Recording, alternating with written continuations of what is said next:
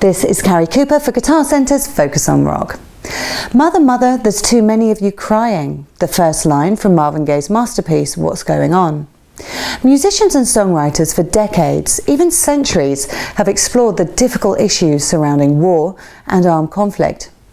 Popular rock music thrives on tension and contradiction, two aspects a protest song will always bring to our ears.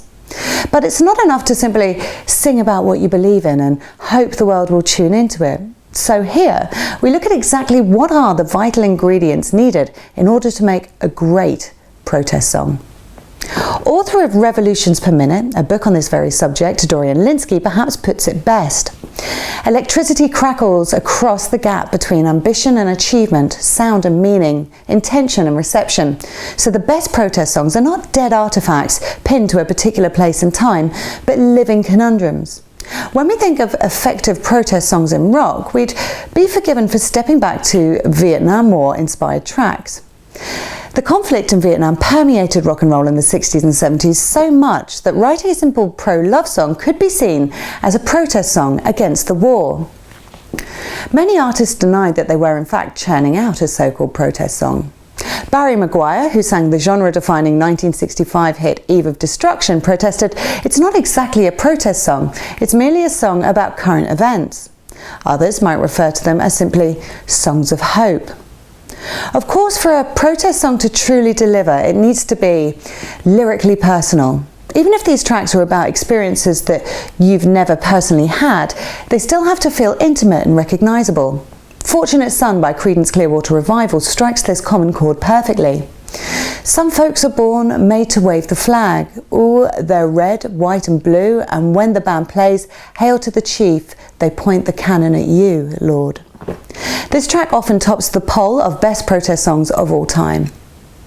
John Fogerty recalled to American Songwriter magazine in January 2013, "When I felt it was about ready to hatch, I went into my bedroom and I just sat down to write. The whole thing happened in about 20 minutes.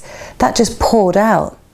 Perhaps another good measure of how effective a protest track has been is by its cover versions that follow, of which this song has plenty, including renditions from U2, Bruce Springsteen, Kid Rock, Dropkick Murphys, Sleater Kinney, Corrosion of Conformity, Minutemen, Uncle Tupelo and Bob Seger, to mention just a few. Bruce Springsteen is another artist who's never shied away from a political ditty.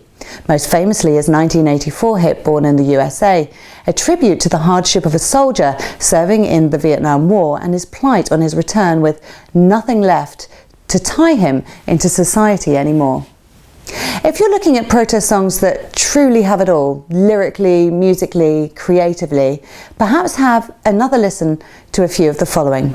Bob Dylan's Blowing in the Wind, Run to the Hills by Iron Maiden, Pink Floyd When the Tigers Break Free, War Pigs by Black Sabbath, John Lennon's Imagine, and of course Edwin Starr's War. These tracks, and others like them, may not suspend war itself, but they do help to shine a light on the difficulties of armed conflict and the toll it takes on soldiers and citizens alike.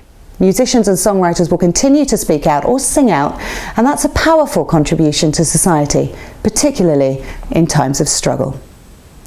This is Carrie Cooper for Guitar Centre's Focus on Rock. Shop for the greatest selection of music gear on earth in store or at guitarcentre.com.